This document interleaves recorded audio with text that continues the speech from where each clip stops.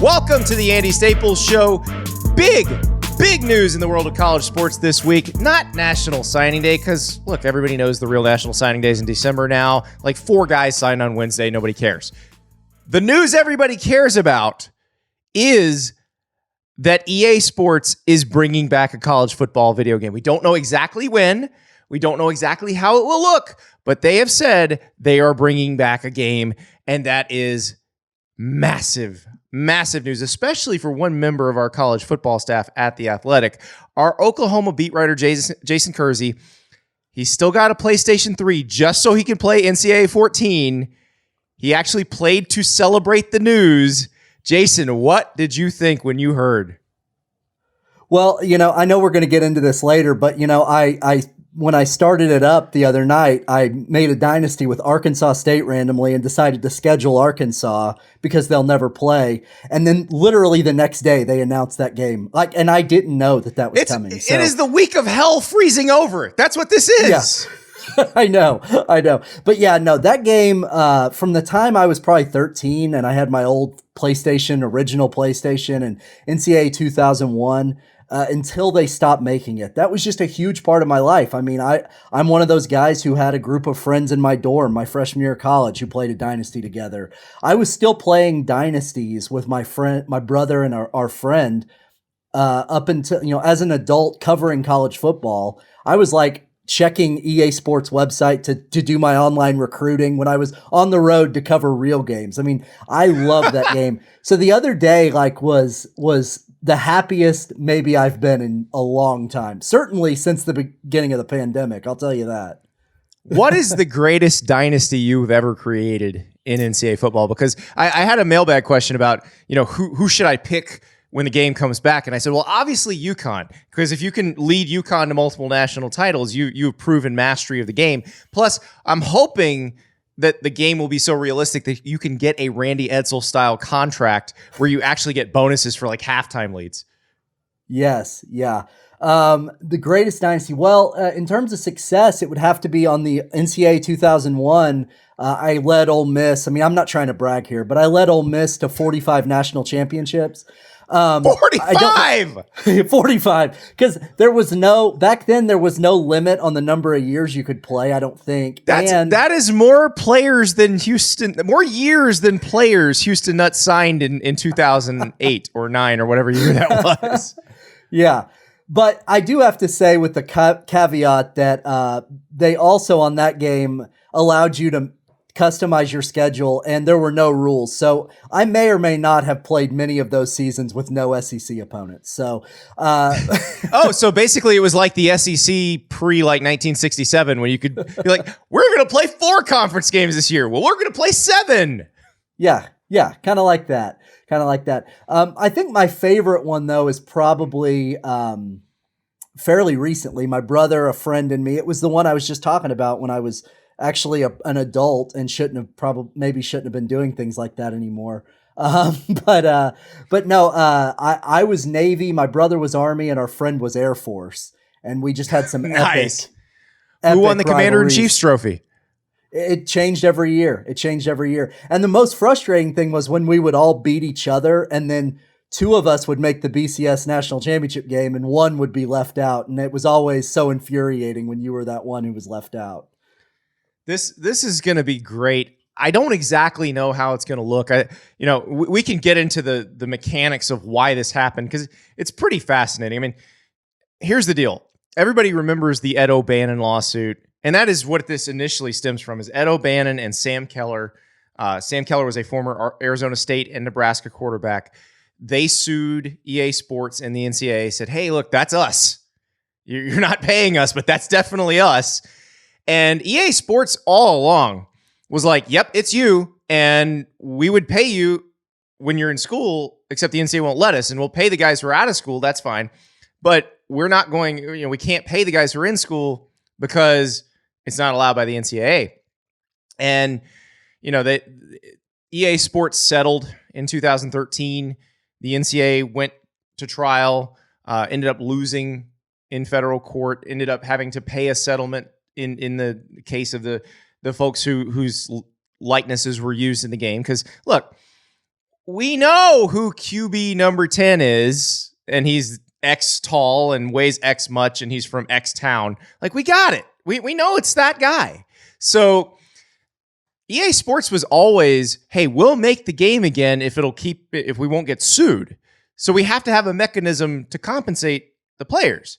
Well, this name, image, and likeness stuff is coming down the pipe. Now, the NCAA doesn't want group licensing that would allow for this sort of thing. Like, EA Sports pays the NFL Players Association a certain amount for Madden, for using the likenesses in Madden.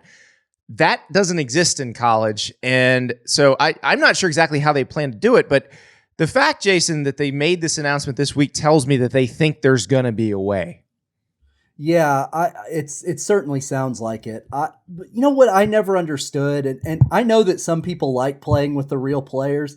To me, the best part of NCAA was always 5 or 6 years into a dynasty when it was a bunch of made-up guys. When you recruited your own team, yeah. Yeah, when you recruited your own team, you didn't just get stuck with whatever you had. But no, it was always ridiculous that they didn't put the names on there, but then they would like, I remember like for OU, for example, like 2012, QB number 12 was from New Mexico and was the same height and weight as Landry Jones. And it's like, oh, but that's not Landry Jones. It was like, if they just always had generic rosters, I always wondered if they could have just kept making the game. Well, and here's the thing, and this may be the plan as well, if they can't do any sort of group licensing or they can't figure out how to, because I honestly think most current players would accept a free copy of the game as their compensation, and probably would demand that their overall rating be raised a couple points at the same time. But I think what they could do is have completely generic rosters, because within 24 hours of that game being available to download, a bunch of gamers would have created the real rosters, passed them around, not for sale, just passing them around on the internet. You'd be able to get it and download it and plug it in, and you'd be playing with the real players right away. And there's not much anybody can do about that. I just did that the other night when I started the Arkansas State Dynasty. I just went on a forum, found the latest one, downloaded it, and boom, I had Spencer Rattler was there, and Trevor Lawrence was there, and everybody was there. And my brother and I did any of them transfer to the Did any of them transfer to the Red Wolves? No, not yet. But I remember even back in like before you could download rosters, like 2003, 4, I would go on eBay and buy a memory card that someone had put the current rosters on. They'd gone through and done it. And so I like paid $20 on eBay for a memory card that I could plug into my PlayStation and have all the rosters. So, I mean, yeah, that stuff has been done forever. I don't know how people have time to do that, by the way, to do that, but I'm glad they do. You've been to college. I have. You've met college students. There's time. Yeah. Trust me, Jason, there is time. Yeah. So, we're older now. We have kids. There's no time, but there's definitely time when you're in college. My 11-year-old, by the way, has really gotten into Madden in the last probably 6 months or so. He mentioned to me that he heard at school that NCAA football is coming back. I'm like, dude, you don't understand. You don't even have to save your money for that one. I'm going to buy it because I'll probably be playing it more than you will. Yeah, totally. I don't have a PS5 yet, but I guess I'm going to have to go get one now because I think maybe you can get one. It was quite a challenge. I just know Santa had a little bit of a struggle making that happen this past Christmas, but it happened. He made it happen eventually. So it's I think supply is less constricted now, but yeah, it's going to be fun, and I'm so glad that feels like that common sense has returned, because it was always stupid that they didn't compensate the players for being in the game, and that they clearly had the players in the game. And it was always stupid that they weren't allowed to do that. So hopefully there will be a way for them to do it. Because I know EA Sports has wanted to do this above board for, basically since they got sued. They were never in bed with the NCAA on this. I also think it's kind of funny.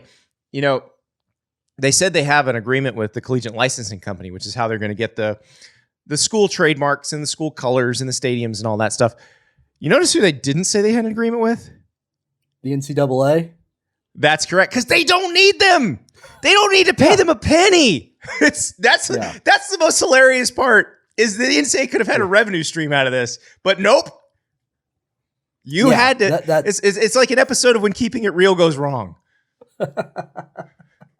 Yeah, totally. My other favorite thing about NCAA was creating play. Like, we want the current players to be in it, but creating players. And I want to know, are there any like really badass names that you came up with that you can remember? You mean like Sylvester Hadunkachud or anything like that? Yeah, no. stuff like that. I would create me. I would put Andy Staples, and he'd be like 6'7", 275 with whatever max speed. If you go that heavy, I don't think you can go 99 speed, but I get him as fast as I could, and I'd make him an option quarterback and just smash people. Yeah. See, I did that. I created myself, but my favorite, and it's still ongoing to this day. I put this in our roundtable we did, and I don't know if you saw that, but back in the old games, they actually put a bunch of 1AA like teams or FCS teams. Yeah. And I really decided Norfolk State was like my team in the early days. Yeah. I don't know why, it was random. And my brother loved to pick Tulane. So we created this epic rivalry between Norfolk State and Tulane, which makes no sense. I know my brother's best name was a safety named Sean McPissy. We thought that was like so great. Mine probably was a wide receiver named Carlisle Vodka. Vodka, very nice. Yeah. I think we should just use classic real players' names. Like Navy had a safety once named Wave Rider, which is like the perfect name for a Navy player. So you got to make a Wave Rider, even if they don't have any of Wave Rider's actual Navy teams in there. So now I want to ask, which player from the period where there was no game do you want to play as the most? Well, at the risk of sounding a little homerish, I think it's got to be Kyler Murray. Like Kyler Murray would be so much 100%. Fun. Like I want to transfer Kyler Murray to like Southern Miss and just destroy people. Yeah, totally. Now I do think that when the game does come out, I think they should make the cover like every Heisman winner since the game stopped being made should be all on the cover between. Together. That would be great. Yeah, like that would be really so. Like cool. Mayfield, Murray, Lamar Jackson, Joe Burrow, put all of them on the cover together. Lamar Jackson in this game is going to be unstoppable. Yeah. I can't wait. Yeah, and the classic playbooks. Oh yeah. Oh, I loved pulling up the wishbone, playing with the wishbone on there,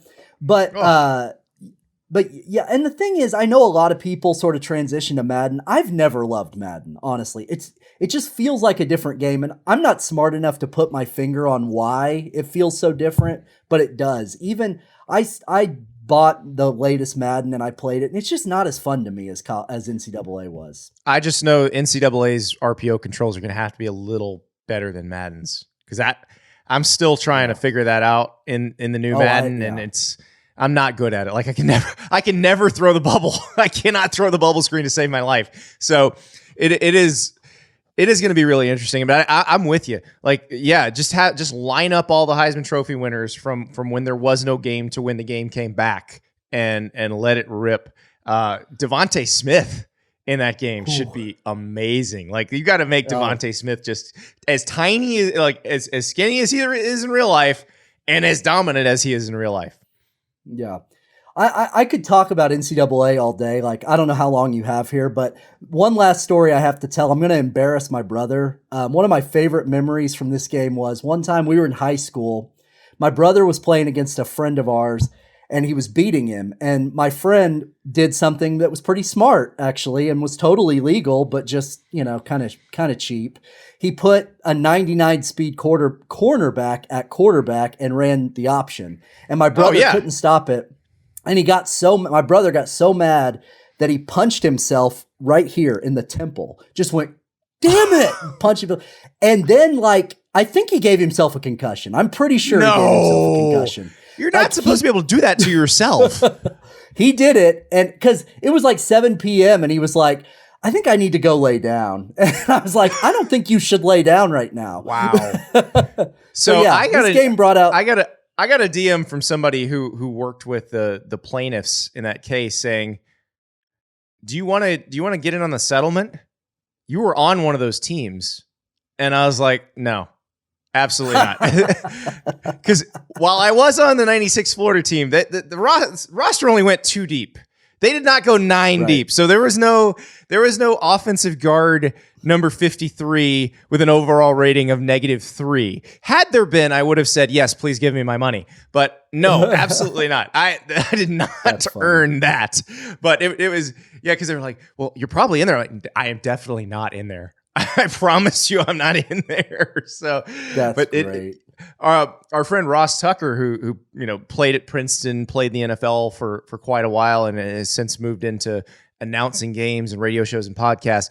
He tells a great story about like running into the Princeton football offices after they put FCS teams in the game because his rating was so low, and he's like, there's no way they actually studied our game tape to figure out if we're any good. So you coaches somebody in this program must have fed them this information. And the fact of the matter was they were just kind of guessing, but yeah.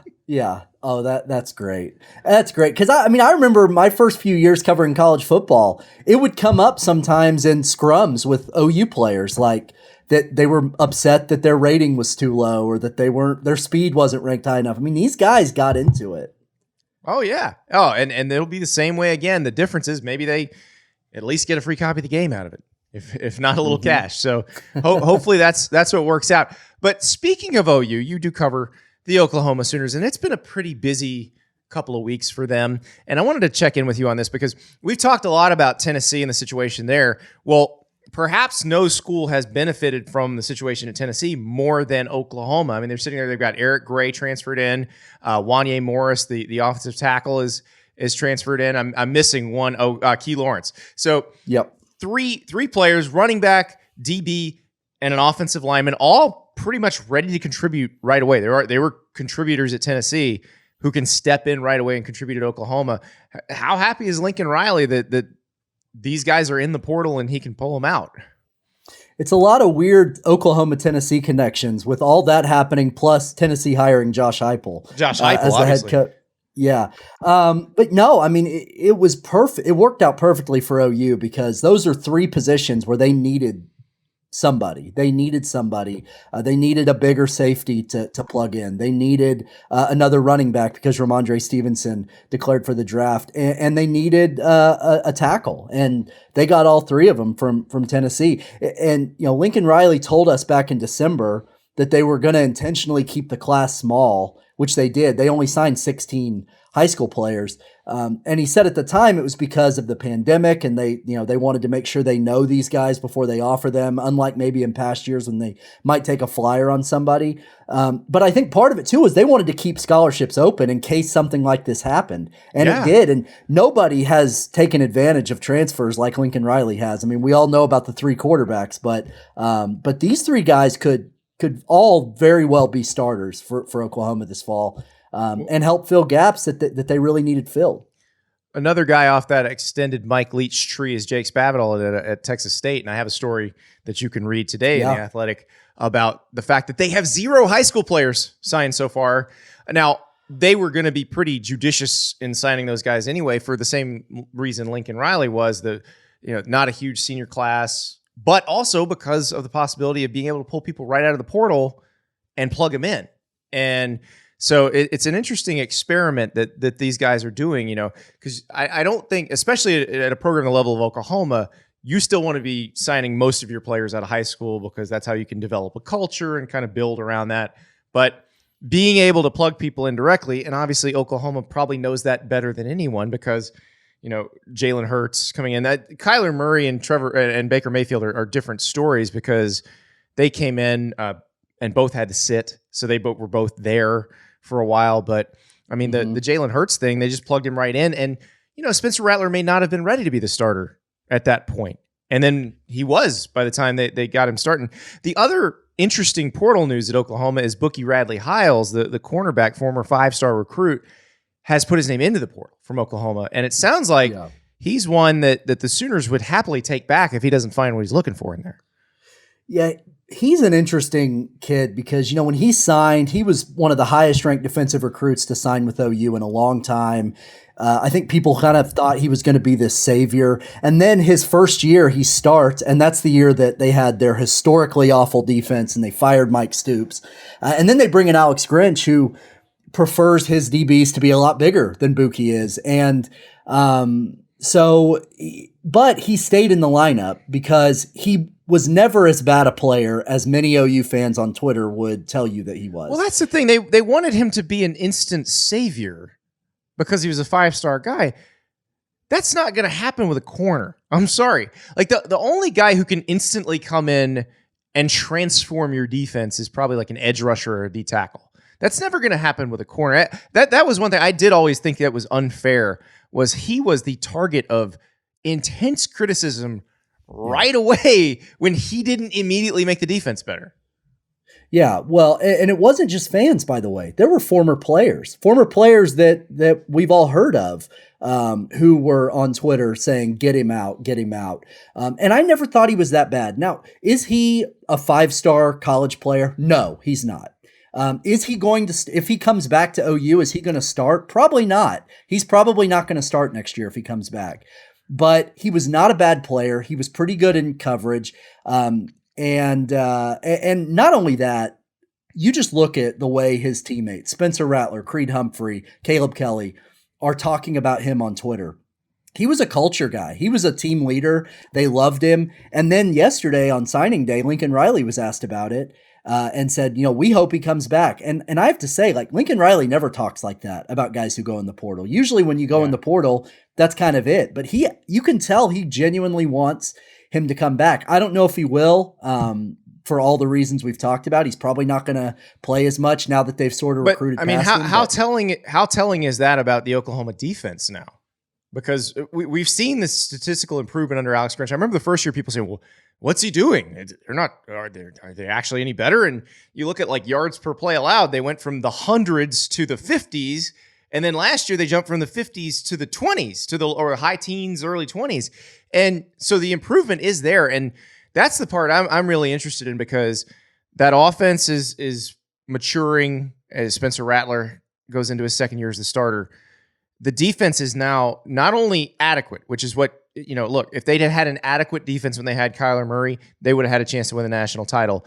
But now they've gone past adequate to above average. And if they can go past that, Oklahoma's ceiling is really high. Yeah, well, yeah, especially with, like last year, in many cases, the defense was better than the offense because Rattler was still in his first year. They would go through long spurts where they wouldn't score. But next year, I think the expectation is Rattler is going to be a lot better. He should be. They've got a lot of weapons around him. And now they have a defense. I mean, I still say 2017, when they lost to Georgia in that Rose Bowl, if they just had a slightly below average defense, they win the national title that year. Absolutely, because there's an alternate history. If Oklahoma gets past Georgia in that Rose Bowl, they would have played Alabama. Alabama with Jalen Hurts at quarterback would have scored some on Oklahoma's defense, would have scored enough to stave off the quarterback change at halftime that Nick Saban had to make when they were getting shut out by Georgia. And so if Hurts plays that whole game instead of Tua coming in, Oklahoma probably wins that game because they just outscore them. But it's crazy to think about all that, and this is what Oklahoma needed to do. You do wonder, when Bob Stoops retired, was there kind of a wink, wink? You're going to keep Mike for a while, right? Wink, wink, wink. And if they'd made that change immediately, how different would things be? Yeah, I mean, I wondered a lot about that at the time because when the change was made, when Stoops retired, it was in the middle of the summer. So it was a little bit of an abnormal time. That's not really a time when you go out and replace assistant coaches. Right. It was June. And I always wondered if that was by design. Yeah, I don't know. I don't know if it was or not, but I did sort of wonder if after the season, if Lincoln would maybe make a change after that Rose Bowl. That would have been kind of a good time to do it. Instead, he waited, 10 months after the Texas after game. that. Yeah. Yeah. Yeah. That was a little more inconvenient. Speaking of inconvenient, you're going to be working when we get off this recording here on a story about a game that we thought probably we'd never see. And if you don't live in that part of the country, you may not understand why it's such a big deal. But Arkansas and Arkansas State are going to play one another in football, which is a massive deal in the state of Arkansas. And it's one of those things that a lot of people thought would never happen. So I ask you, Jason Kersey, to remove your Oklahoma beat writer hat and put on your former Arkansas beat writer hat and explain to us why this means so much. Yeah, well, they've never played. I mean, this goes back to the 40s and 50s. John Barnhill, the old AD, had a policy that they would not play any schools in the state, and the reason being he wanted the whole state to rally around. He wanted the whole state to be Razorback fans, because back then the state was it was harder to get places. It was harder. I mean, that's why they played in Little Rock for so long. They played so many games in Little Rock because there wasn't an interstate highway system. It wasn't easy for people to get to Fayetteville, but he wanted everybody to be a Hog fan. And so Frank Broyles continued that policy. Jeff Long continued that policy. And that was always sort of the deal. Arkansas State always wanted to play them. They always wanted a chance to play them, particularly after Arkansas State became an FBS Division 1A team in the early 90s. And Arkansas would never do it. And I mean, I think about when I first got on the Arkansas beat, 2016, one of the first things I did was went to a Brett Bielema availability at this golf course in Bella Vista, Arkansas, and Michigan had just backed out of a home and home against, and so Arkansas had to replace it. And people were asking him about it, and I was still new, I didn't really know any better, and I just said, well, what about Arkansas State? And Bielema gave the company line about why they don't do that. And I got the sense that the rest of the media was kind of looking at me like, why would you ask that? Like, that's stupid. It was almost like it was the most ridiculous thing they'd ever heard. Didn't you provide a week of off-season sports talk material by even broaching the subject? That was a year later. Incredible. Yeah. After that Bielema thing, one guy who he pulled me aside and was like, he goes, he basically tried to make the case for me. What do they have to gain from playing Arkansas State? And then he asked, he goes, I mean, Oklahoma doesn't play Tulsa. And I said, yes, they do. I said, and so does Oklahoma State. It's Alabama doesn't play UAB or Troy. That's the one. But now they're going to do it. And it's interesting that you mentioned the Little Rock games because they're going to play them in Little Rock. And guess what? It's more likely to sell out in Little Rock because they're playing Arkansas State rather than whoever else they would have played in Little Rock. Here's the thing, Andy. That was always the solution. That was always the solution to both problems. Play that game in Little Rock because Arkansas doesn't like playing in Little Rock because they can't do official visits there. It takes away a recruiting weekend. It's an old stadium, not nearly as great as it used to be. It used to be this great stadium. It's not that anymore. It's very old, very out of date. But the solution was always to play Arkansas State in Little Rock, even if you don't do it every year. That was always the obvious solution. And so I think it's great for the state. I don't live there anymore, but I did for a while, and I know what a big deal. It's 2025. You may move back. Who knows? So, but who knows what's going to happen? Yeah, let's let this be a tribute to the late George Dunn. Though this obituary was floating around on the internet on Tuesday after this announcement got made, or on Wednesday after this announcement got made. So George Dunn died at age 82 in 2020, and he has an epic obituary, and I'll read a little of it for you. So Dunn went to see Arkansas State play football at home and away at many football powerhouses like Alabama and Virginia Tech, attended many of ASU's bowl games, and yet he did not live long enough to see the Razorbacks football team get enough guts to play Arkansas State. This one is for you up there in heaven, George Dunn. Because he's right about that to some degree. Because the last 5-6 years, Arkansas State would have beat them. And that's the controversy you're referring to that I caused by just sort of casually saying on Bo Mattingly's show that I thought Arkansas State would beat Arkansas. And that ended up being a discussion topic for about the next week. So for those who don't great. know, the competition in sports talk in Northwest Arkansas is vicious. It is a vicious market. They are always trying to one-up one another, better guests, better shows. And when something like that is red meat for that market. Red meat. Yeah. Yeah. There's a lot of radio hosts that I met that genuinely don't like each other in a way that I'd never really seen before.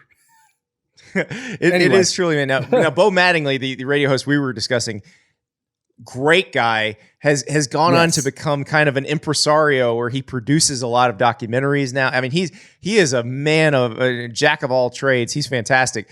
But it was always every time I got a 479 text message, I knew it was one competing Northwest Arkansas station or another saying, we need the national perspective on the Razorbacks and hope you say something that they can then turn into a week's worth of content, because that's what they're like. They are looking for the newbie. Well, you weren't even a newbie then. You'd been there a year, but for the beat writer, he's like, why don't they play Arkansas State?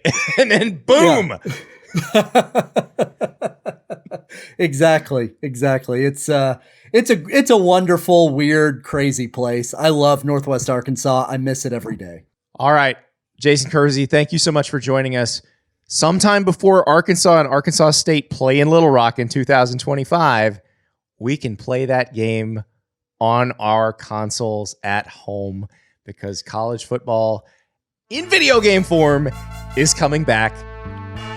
Hallelujah. Thanks, Andy.